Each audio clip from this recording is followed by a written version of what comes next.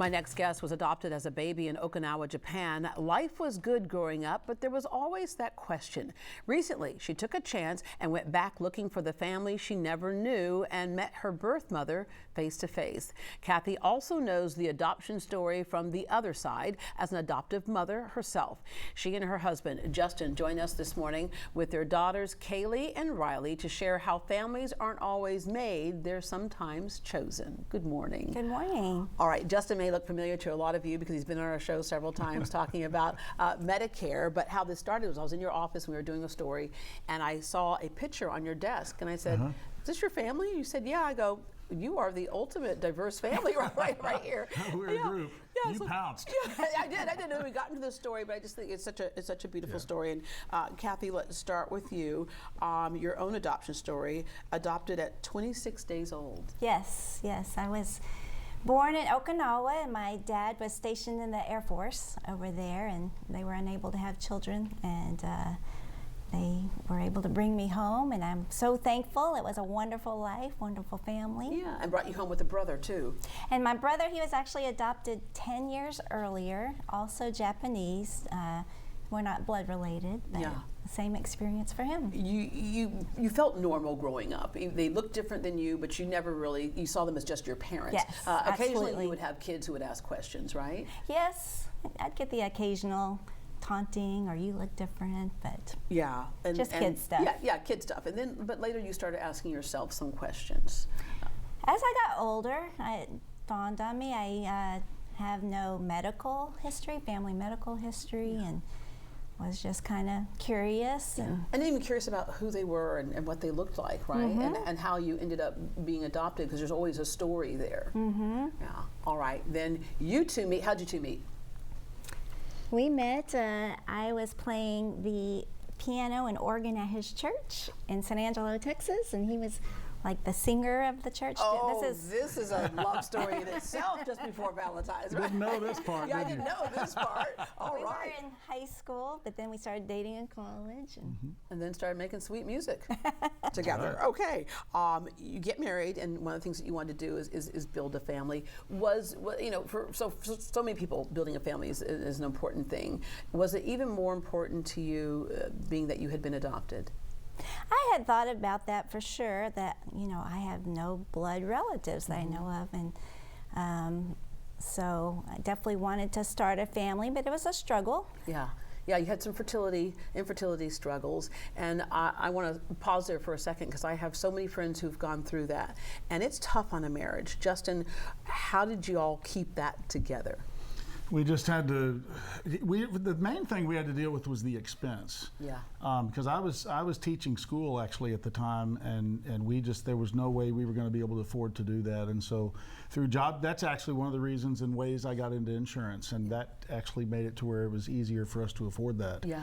And it was very, very important to me to help her have a blood relative for all the reasons that she wanted, and so that was a quest. And it finally happened. It did. And it happened on a really cool date, and here's the happen right down here. right? Riley? It finally happened with Riley, and it happened on a key date. Yes, we gave birth, I gave birth shortly before our 15-year wedding anniversary, and we came home that day. So. Oh, that's so cool. All right, and when you hear this story, you've heard this story, how does that make you feel? I mean, just grateful to be alive and be here. Because you were the last of the viable embryos, right? Yes. Yeah. Yes, so, I mean, I'm just really grateful to say I made it. That means that she gets better Mother's Day gifts. Yeah, right. That's right. Yeah. Okay, so you were hoping, that you could grow a family, but you couldn't have any more biological children. So you thought, why not adopt? And you looked at international adoption, which made sense to you because that's what your parents had done. And what was that process like, Justin? Well, I went in. She dragged me to one of these church things where you get the ultrasound stuff. Yeah. And I don't like going to doctors at all, even though I'm in Medicare. And they did the ultrasound, and they found a spot on my thyroid. And of course, naturally, it turned out to be, thankfully, it was cancer, but it was a very treatable kind. And so, but when the International Adoption Agency heard that I was an older guy that had cancer, the door slammed, and we couldn't go that route anymore. Wow. So we lost all our money and had to look elsewhere, and God had different plans for us. Yeah, God had different plans, knew what he was doing, and that unexpected answer came through CPS. Now, Justin, your brother had also adopted. That's right. That's right. He is, what was it, about a year or so before? Got our beautiful niece, Mary, and they're over in Austin. And so when we were going through that process. Again, yes. a blended family here, right? Yes, yeah, there you go, exactly. And see some resemblance there. Yeah. So anyway, so we went through that, and sometime, maybe a year later, they got a call saying that, well, your daughter's birth mom has had another child, and we want to place her with you if you can. Because oftentimes they try to keep the siblings together. Exactly, and that call came to them while they were in the hospital, and Paula, our sister-in-law, was giving birth to their son. And they said, there is absolutely no way that we can take on two. And so they said, but we know who you can call. Yeah, and that was And you we all. got the call, And yes. here she is right here. Hello. I love your purple braids. Thank you. Is that your favorite color? Yes. Yeah. All right. Okay. So through kinship placement, you still had to rush through foster certification. You had to do all those things to qualify before you could even think about adopting. Correct. Yes. And surprisingly, they had us before a judge even before we were certified because of the relation. Yeah. And Kaylee, I'm going to ask you a question. I know I've asked several friends of mine and the children who have been adopted what it means to have a family to say, come be a part of us. We love you. Because there are a lot of kids out in foster care. I know for you, you know no different, but a loving family. But there are a lot of kids in foster care that sometimes people don't understand, the difference between foster care is one thing, but to be actually adopted and be told that you are no different than anyone else in this family. I'm just happy to be here. Yeah, she goes, I'm a kid. I'm just happy to be here. Life is good. And it's so cool. I'm sure, just like your mom had said, sometimes people would ask, wait, you look different than. So do you oftentimes find yourself explaining your family to a lot of people? Sometimes. Yeah. But it's so cool because at the end of the day, what we see is this is really family right here, right? Okay, now let's move forward to the next part of this story. From the adopted child to the adoptive mom, who now is going again. I wonder if, and Justin, that came from me, you all were taking a trip back to Japan, which is where you were born, and you threw the question out there.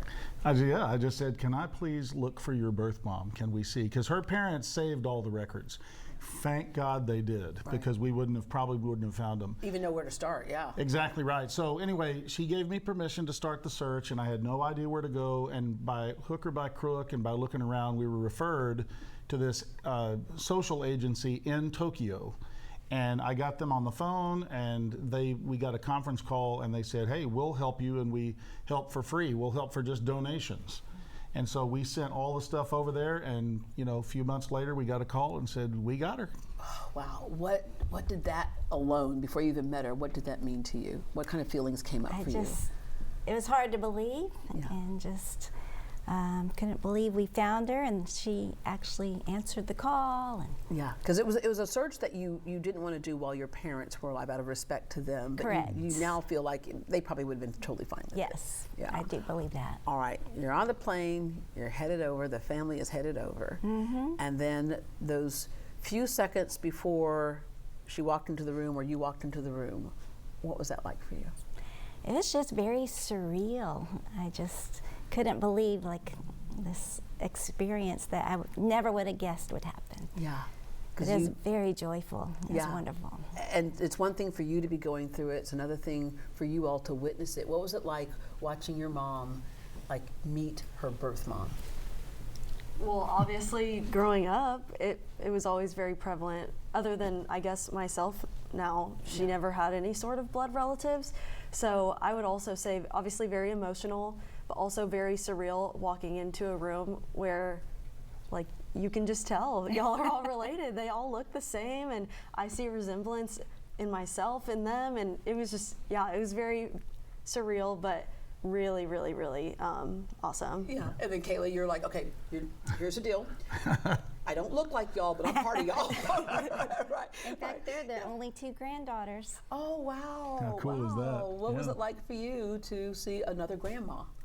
Really awesome for me. Yeah. Because your family grew. And you're used to seeing like family grow in that way. All right.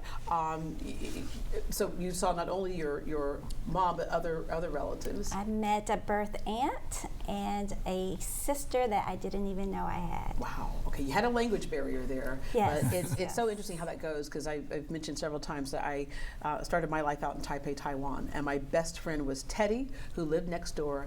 He spoke, Mandarin, and I spoke English, and we played all day long like we understood what we were saying to each other. But there's a lot that goes through with emotion. And you had been told that you were lucky to be born, because oftentimes that was not the choice that women would We make. did learn back then. that, Yeah. correct. But when you walked away, you thought, how was this for your mom, because your birth mom, I should say, because you didn't know the circumstances that she had to go through. Mm-hmm. And we learned that she still celebrated my birthday every year, and she always wondered where I was. So I hope I brought her that peace. Yeah.